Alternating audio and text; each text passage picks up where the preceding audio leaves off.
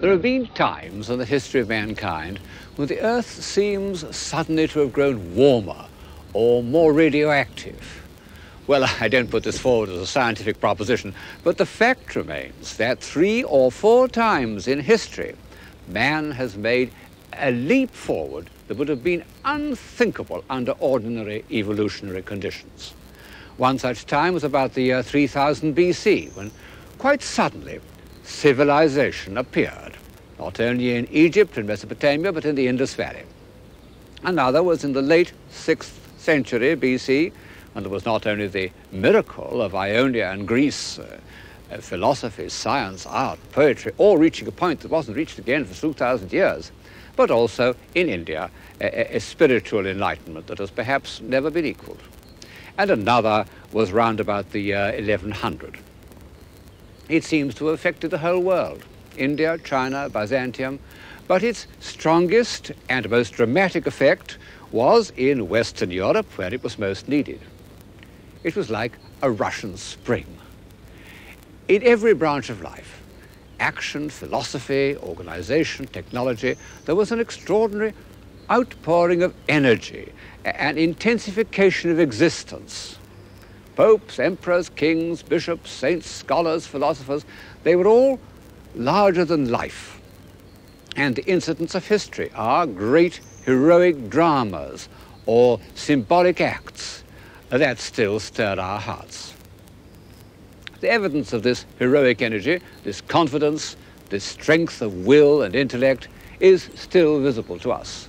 From where I'm standing, the east end of Canterbury still looks very large and very complex.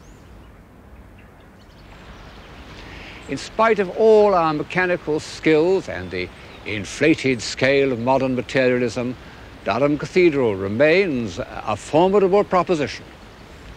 These great orderly mountains of stone rose out of a small cluster of wooden houses.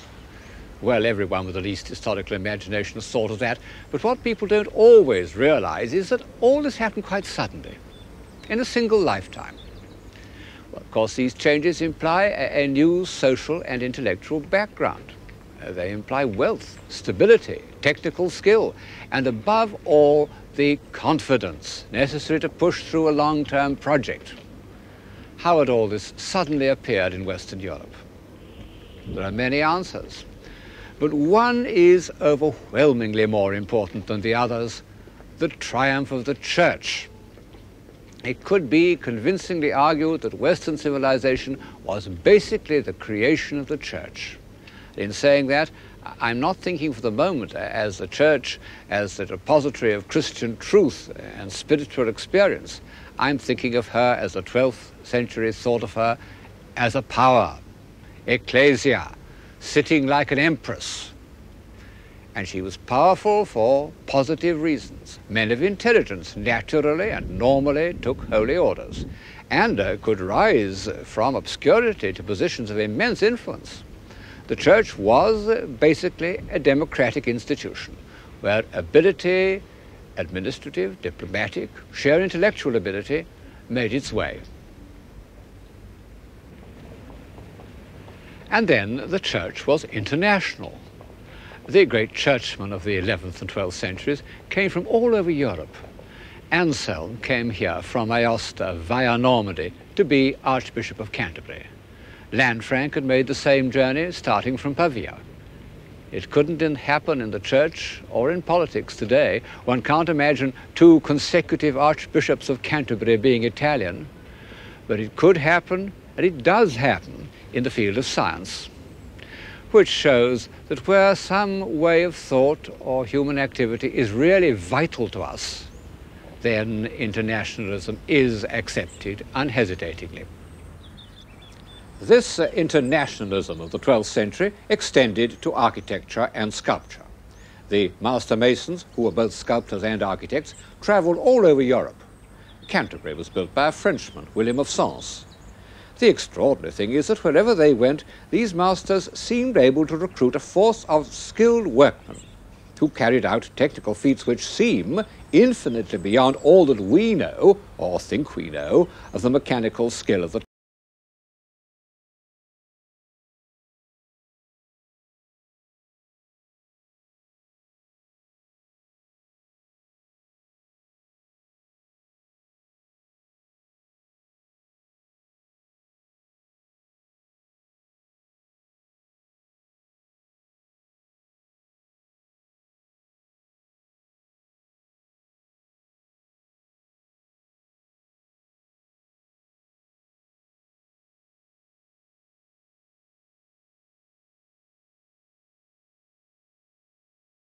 omnibus abundas. They were inspired by the feeling that beyond all their hoisting and hammering, there was some great controlling intelligence based on mathematical laws, a human reflection of God, the great architect. This expansion of the human spirit was first made visible in the Abbey of Cluny, about 250 miles to the southeast of Paris. It was founded in the 10th century, but under Hugh of Semur, who was abbot from 1049 to 1109, it became the greatest church in Europe. A huge complex of buildings with a famous library in which was made the first translation of the Quran, the first attempt to understand the infidel instead of merely fighting him. Well, the buildings were destroyed in the early 19th century, used as a quarry like Roman buildings, and only a part of the south transept remains where I'm standing now. But we've many descriptions of its original splendor. The Abbey Church alone was the size of a large cathedral, and on feast days the whole of the walls were covered with hangings. The floors were mosaic with figures like a Roman pavement. And of all its treasures, the most astonishing was a 7-branched candlestick of gilt bronze, in which the shaft alone was 18 feet high. Formidable piece of casting even today. Of all this, nothing remains. Only a few candlesticks later and much smaller. This is one of them. It's only about 18 inches high, but it's so full of detail that one can imagine it 18 feet. Although made for the Cathedral of Gloucester, it's a perfect example of Cluniac elaboration.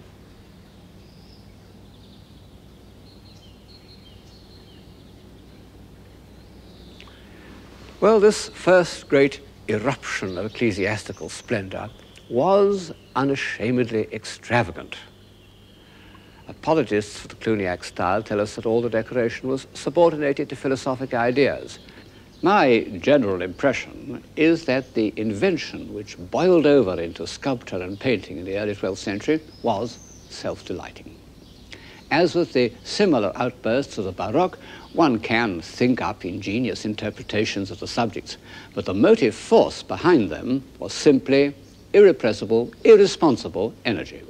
The Romanesque carvers were like a school of dolphins. All this we know, not from the mother house of Cluny itself, but from the dependencies that spread all over Europe. There were over 1,200 of them in France alone. And I'm sitting in the cloisters of a fairly remote one, the Abbey of Moissac in southern France, which was important because it was on the pilgrimage route to Compostela. The carvings have much that is typical of the Cluny style. The sharp cutting, the swirling drapery, the twisting line, as if the restless impulses of the wandering craftsmen, the goldsmiths of the Viking conquerors, still had to be expressed in stone. You can see this on the mullion of the door with its fabulous beasts. When one considers that they were once brightly colored, because the Cluniac ornament seems all to have been painted, and the manuscripts show what kind of color it was, they must have looked even more fiercely Tibetan than they do today. And I can't imagine that even the medieval mind, which was adept at interpreting everything symbolically, could have found much in them of religious meaning. But what has this column to do with Christian values, with compassion or charity or even hope? It's not at all surprising that the most influential churchman of his day, St. Bernard of Clairvaux, should have become the bitter and relentless critic of the Cluniac style. Some of his attacks are the usual Puritan objections, as when he speaks of the lies of poetry, words that were to echo through the centuries and become particular favorites in the new religion of science. But St. Bernard had an eye, as well as an eloquent tongue. And in the cloisters, he says, under the eyes of the brethren engaged in reading, what business have those ridiculous monstrosities, that misshapen shapeliness and shapely misshapenness, those unclean monkeys, those fierce lions, those monstrous centaurs, those semi-human beings? Here you see a quadruped with the tail of a serpent, there a fish with the head of a bird. In short, there appears on all sides so rich and amazing a variety of forms that it is more delightful to read the marbles than the manuscripts, and to spend the whole day in admiring these things piece by piece, rather than in meditating on the divine law.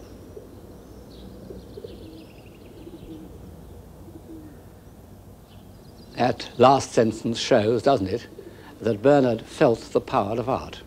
And in fact, the buildings done under his influence in the Cistercian style are closer to our ideals of architecture than anything else of the period. Alas, most of them are abandoned and half-ruined simply because it was part of St. Bernard's ideal that they should be built far from the worldly distractions of towns. And so when, after the French Revolution, town monasteries were turned into local churches, the Cistercian monasteries fell into ruins. And yet it's there that the spirit of monasticism has survived.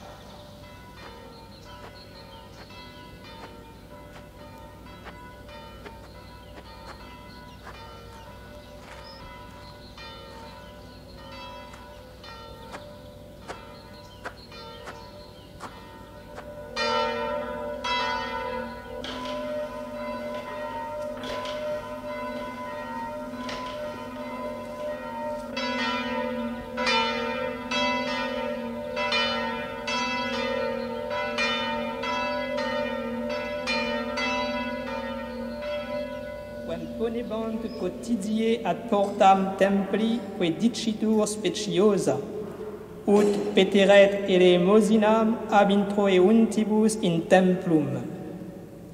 Is cum vidisset Petrum et Ioannem incipientes introire in templum, rogabat ut elemosinam acciperet.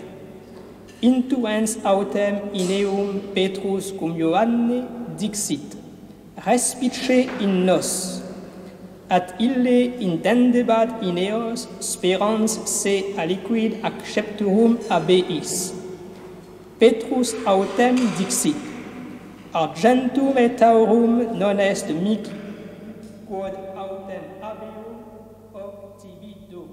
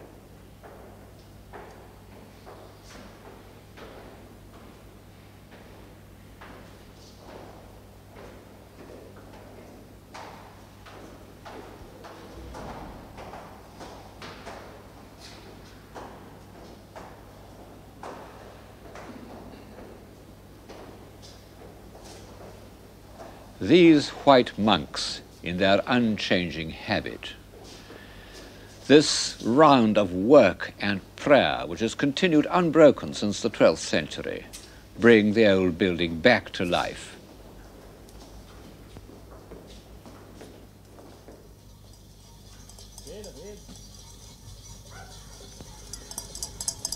It's a way of life that is concerned with an ideal of eternity, and that is an important part of civilization.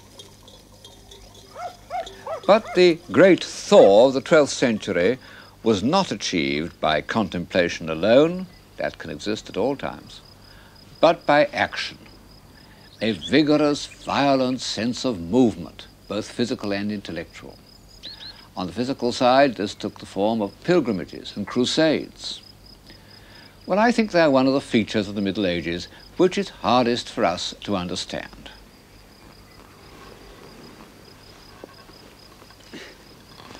It's no good pretending that pilgrimages were like cruises or holidays abroad. For one thing, they took far longer, sometimes 2 or 3 years. For another, they involved real hardship and danger. In spite of efforts to organize pilgrimages, and Cluny ran a series of hostels along the chief routes, elderly abbots and middle-aged widows often died on the way to Jerusalem. Pilgrimages were undertaken in hope of heavenly rewards. In fact, they were often used by the church as a form of penitence, a spiritualized form of extradition. The point of a pilgrimage was to look at relics. The medieval pilgrim really believed that by contemplating a reliquary containing the head or even the finger of a saint, he could persuade that saint to intercede on his behalf with God. Well, how can one hope to share this belief, which played so great a part in medieval civilization? I'm on my way to the town of Conques, a famous place of pilgrimage dedicated to the cult of Sainte Foy. She was a little girl who in late Roman times refused to worship idols. She was obstinate in the face of reasonable persuasion, a Christian Antigone. And so she was martyred. Her relics began to work miracles, and in the 10th century, one of them was so famous that Bernard of Angers was sent to investigate it and report to the Bishop of Chartres. It seemed that a man had had his eyes gouged out by a jealous priest. After a year or so, the blind man went to the shrine of Sainte Foy, and his eyes were restored. The man was still alive. He said that at first he had had terrible headaches, but now they had passed and he could see perfectly. There was a difficulty. After his eyes had been put out, witnesses said that they had been taken up to heaven. Some said by a dove, others by a magpie. That was the only point of doubt. The report was favorable. A fine Romanesque church was built at Conques, and in it was placed this strange Eastern-looking figure to contain the relics of Sainte Foy, a golden idol studded with gems. How ironical that this little girl, who was put to death for refusing to worship idols, should have been turned into one herself. That the very head should be a gold mask of a late Roman emperor. Well, that's the medieval mind. They cared passionately about the truth, but their sense of evidence was different from ours. From our point of view, nearly all the relics in the world depend on some completely unhistorical assertion. And yet, they, as much as any factor, led to that movement and a diffusion of ideas from which Western civilization derives part of its momentum. Of course, the most important place of pilgrimage was Jerusalem. After the 10th century, when a strong Byzantine empire made the journey practicable, pilgrims used to go in parties of 7,000 at a time. And this is the background of that extraordinary episode in history, the First Crusade. Because, although other factors may have determined its course, Norman restlessness, the ambitions of younger sons, economic depression, all the factors that make for a gold rush, there can be no doubt that the majority of people joined the crusade in a spirit of pilgrimage. Among many things they brought back from the East were Persian decorative motifs, which were combined with the rhythms of northern ornament to make the Romanesque style. I see these as two fierce beasts tugging at the carcass of Greco-Roman art. Very often one can trace a figure back to a classical original, but it has been entirely tugged out of shape, or perhaps one should say into shape, by these two new forces.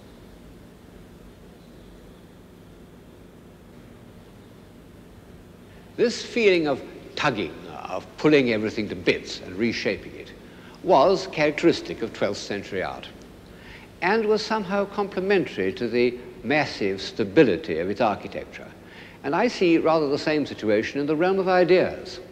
The main structure of the Christian faith was unshakable, but around it was a play of minds, a tugging and a tension that has hardly been seen since, and was, I think, one of the things that prevented Western Europe from growing rigid, as so many other civilizations have done.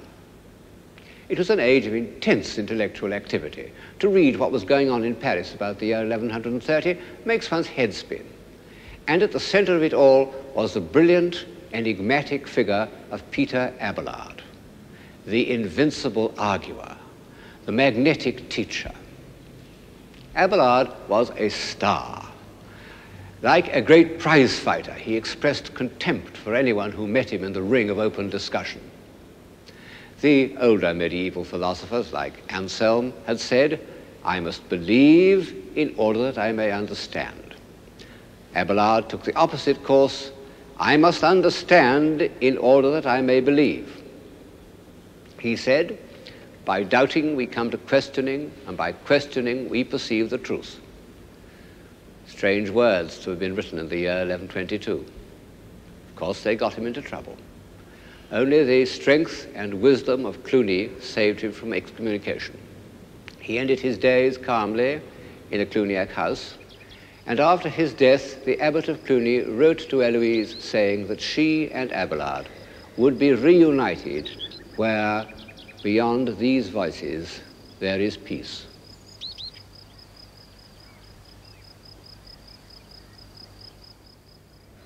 I'm standing in a Cluniac house, the Abbey of Vézelay. I'm in the covered portico where the pilgrims gathered.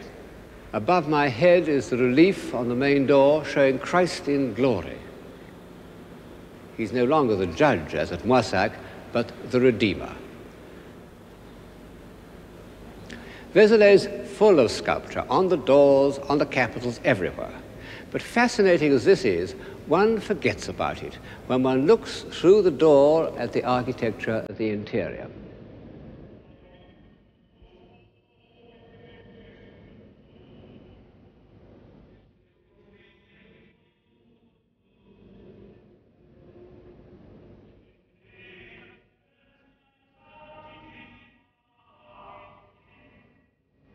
It's so harmonious that surely St. Bernard, who preached the Second Crusade here, must have felt that this was an expression of the divine law and an aid to worship and contemplation.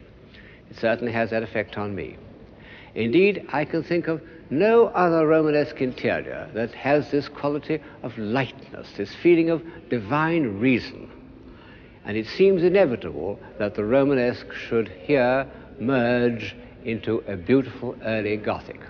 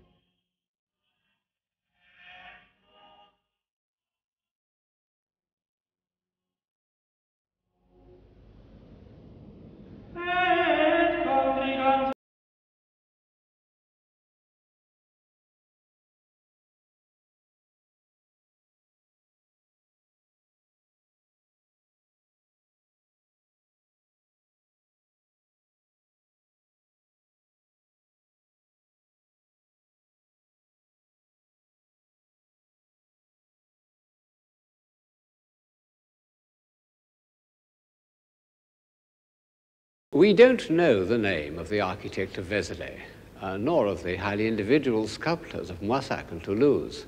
And this used to be taken as a proof of Christian humility in the artists, or, alternatively, a sign of their low status.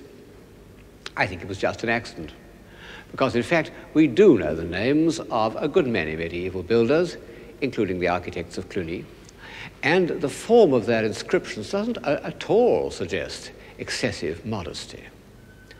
One of the most famous is bang in the middle of the main portal of the Cathedral of Autun. You can see it under the feet of Christ. Gisilbertus hoc fecit. Gisilbertus made this. One of the blessed looks up at the name of Gisilbertus with admiration. He must have been considered a very important man for his name to have been permitted in such a prominent place. At a later date, it would not have been the artist's name, but the patron's. And in fact, Giselbertus was important to Autun because he did something unique in the Middle Ages and very rare at any time. He carried out the whole decoration of the cathedral himself. This extraordinary feat was in keeping with his character as an artist. He wasn't an inward-looking visionary like the Moissac master. He was an extrovert. He loves to tell a story, and his strength lies in his dramatic force. Look at the row of the damned under the feet of their judge. They form a crescendo of despair. They're reduced to essentials in a way that brings them very close to the art of our own time, a likeness terrifyingly confirmed by these gigantic hands that carry up the head of a sinner as if it were a piece of rubble on a building site. The capitals also have this vivid narrative quality. They contain rich pieces of ornament.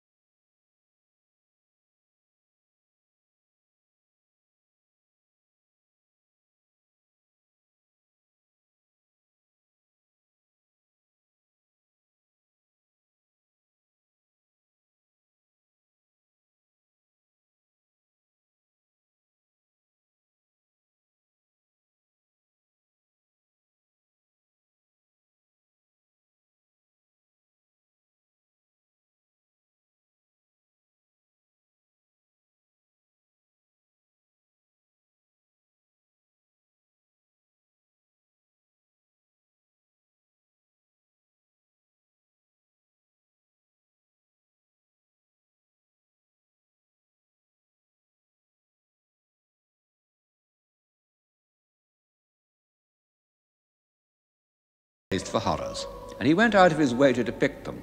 This really horrifying work is the Suicide of Judas.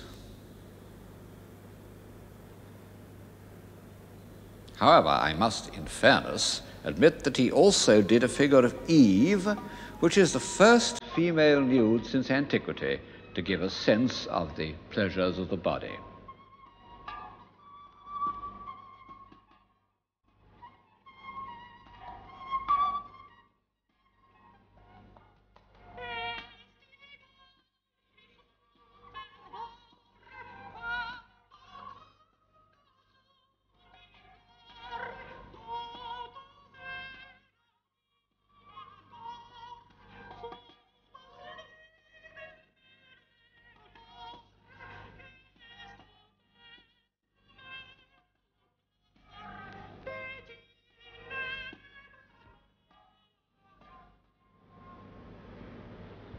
The work of Giselbertus was finished in about 1135, and by that time a new force had appeared in European art, the Abbey of Saint-Denis.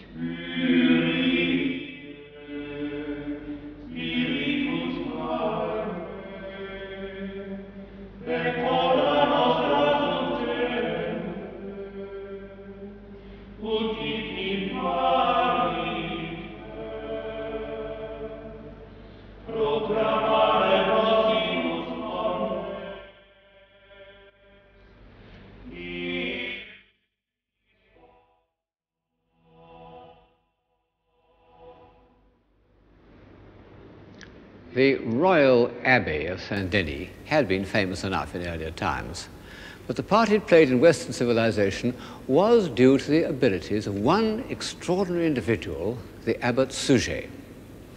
He was one of the first men of the Middle Ages whom one can think of in modern, I might almost say transatlantic terms. His origins were completely obscure and he was extremely small, but his vitality was overwhelming. It extended to everything that he undertook, organization, building, statesmanship. He was regent of France for 7 years and a great patriot. Indeed, he seems to have been the first to pronounce those now familiar words, "The English are destined by moral and natural law to be subjected to the French and not contrariwise." He loved to talk about himself without any false modesty.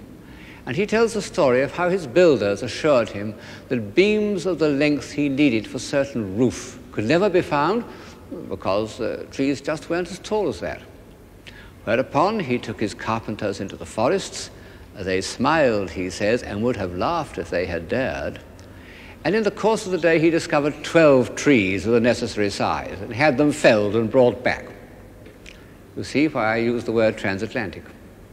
And like several of the pioneers of the New World, he had a passionate love of art. One of the most fascinating documents of the Middle Ages is the account he wrote of the works carried out at Saint-Denis under his administration. The gold altar, the crosses, the precious crystals. There they are, seen through the eyes of a 15th century painter who has no doubt made his figures much too large in proportion.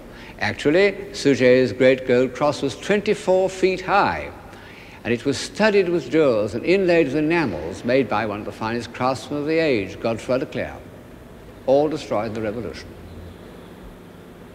All that is left of Suger's treasures is a few of the sacred vessels, like this Egyptian porphyry jar, which he tells us he found forgotten in a cupboard. Suger's feeling for all these objects was partly that of a great collector, love of brightness and splendor and antiquity, and a love of acquisition. But he was not merely a collector. He was a creator. His work had a philosophic basis that is very important to Western civilization. Suger accepted the belief that we could only come to understand the absolute beauty, which is God, through the effect of precious and beautiful things on our senses. He said, the dull mind rises to truth through that which is material. Well, this was really a revolutionary concept in the Middle Ages. It was the intellectual background of all the sublime works of art of the next century, and in fact has remained the basis of our belief in the value of art until today. In addition to this revolution in theory, Suger's Saint-Denis was also the beginning of many new developments in practice, in architecture, in sculpture, in painted glass.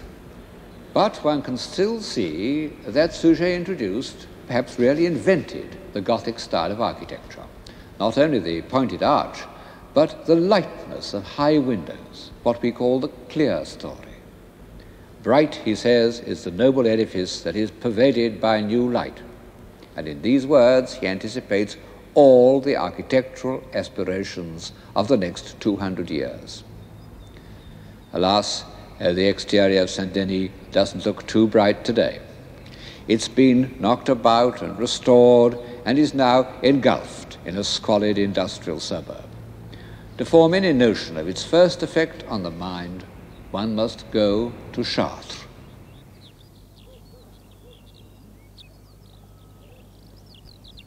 In some miraculous way, Chartres has survived. Fire and war, revolution and restoration have attacked it in vain. One can still climb the hill to the cathedral in the spirit of a pilgrim. Even the tourists have not destroyed its atmosphere, as they have in so many temples of the human spirit, from the Sistine Chapel to the Todaiji in Japan.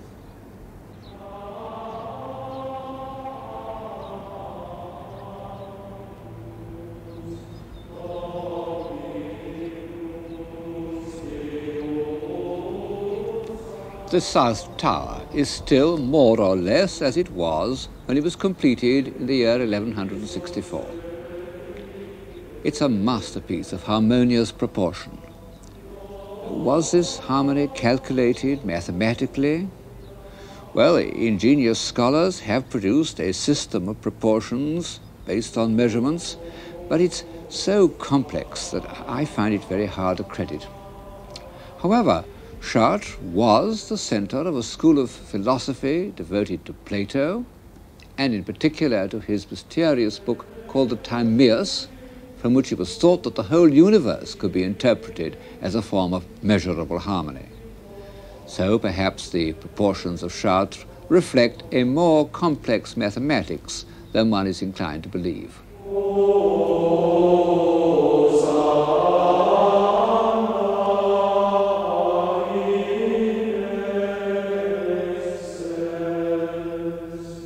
Chartres contained the most famous of all relics of the Virgin, the actual tunic she had worn at the time of the Annunciation.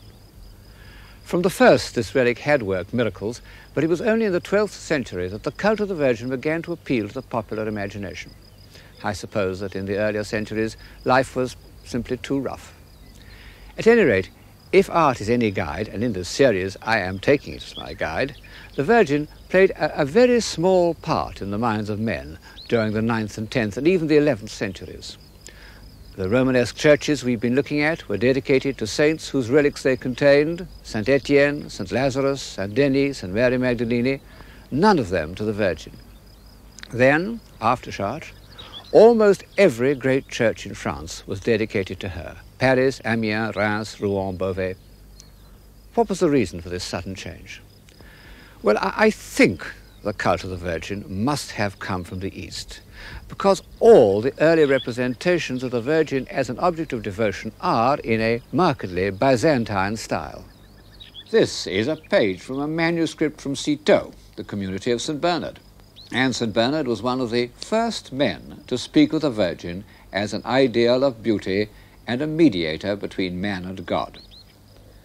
But certainly a strong influence in spreading the cult of the Virgin was the beauty and splendor of Chartres. The main portal of Chartres is one of the most beautiful congregations of carved figures in the world. The longer you look at it, the more moving incidents, the more vivid details you discover. I suppose the first thing that strikes anyone is this row of pillar people. In naturalistic terms, as bodies, they're impossible, and the fact that one believes in them is a triumph of art. The sculptor was not only a man of genius, but one of great originality. He must have begun carving when style was dominated by the violent, twisting rhythms of Cluny, and he's created a style as still and restrained and classical as the Greek sculptors of the 6th century BC.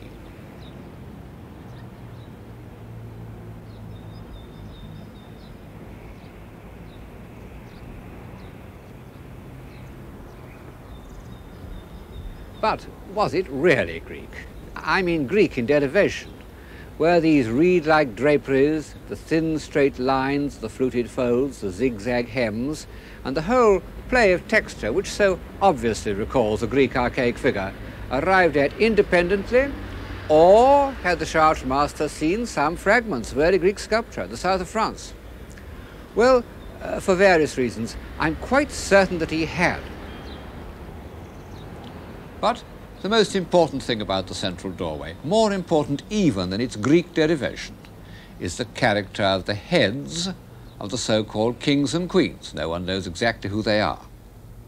These heads seem to me to show a new stage in the ascent of Western man. Indeed, I believe that this refinement, this look of selfless detachment and spirituality is something entirely new in art. Beside them, the gods and heroes of ancient Greece look arrogant, soulless, even slightly brutal. I fancy that the faces which look out at us from the past are perhaps the surest indication we have of the meaning of an epoch. And the faces on the west portal of Chartres are amongst the most sincere and the most aristocratic that Western Europe has ever produced. From the old chronicles, we know something about the men whose states of mind these faces reveal. In the year 1144, we are told, when the towers seemed to be rising as if by magic, the faithful harnessed themselves to carts which were bringing stone and dragged them from the quarry to the cathedral. The enthusiasm spread throughout France. Men and women came from far away, carrying heavy burdens of provisions for the workmen, wine, oil, corn. Amongst them were lords and ladies, pulling carts with the rest. There was perfect discipline and a most profound silence. All hearts were united, and each man forgave his enemies.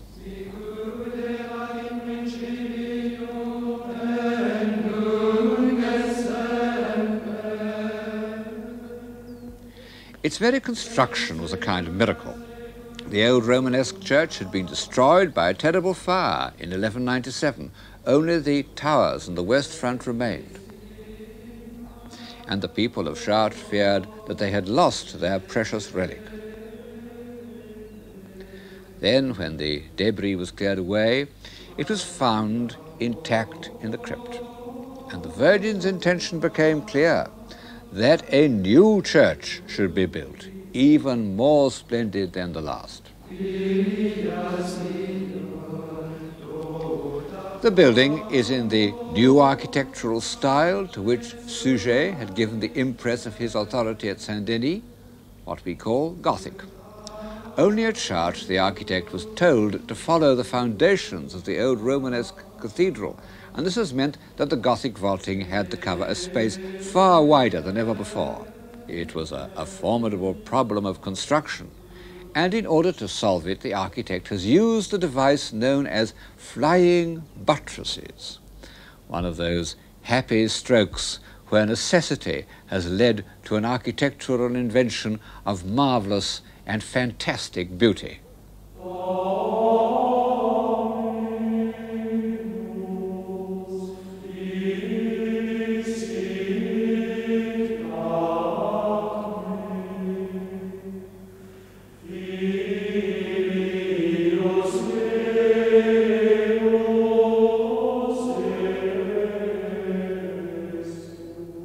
Since the beginning of settled life, say the Pyramid of Saqqara, man had thought of buildings as a weight on the ground. He had always found himself limited by problems of stability and weight. In the end, it kept him down to the earth. Now, by the devices of the Gothic style, the shaft with its cluster of columns passing without interruption into the vault, and the pointed arch, he could make stone seem weightless, the weightless expression of the spirit. By the same means, he could surround his space with glass. Suger said that he did this in order to get more light, but he found that these areas of glass could be made into an ideal means of impressing and instructing the faithful. Man may rise to the contemplation of the divine through the senses. Well, nowhere else, I think, is Suger's favorite saying so convincingly illustrated as it is in Chartres Cathedral. As one looks at the painted windows which completely surround one, they seem almost to set up a vibration in the air.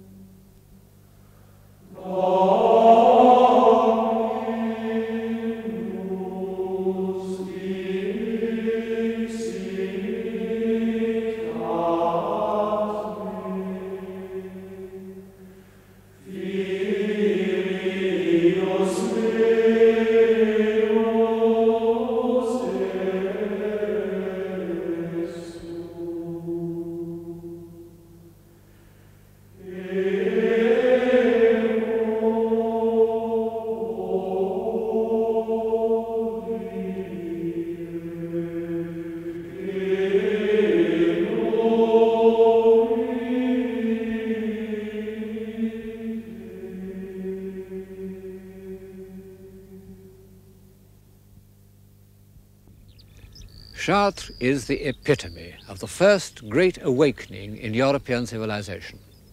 It's also the bridge between Romanesque and Gothic, between the world of Abelard and the world of St. Thomas Aquinas, the world of restless curiosity and the world of system and order.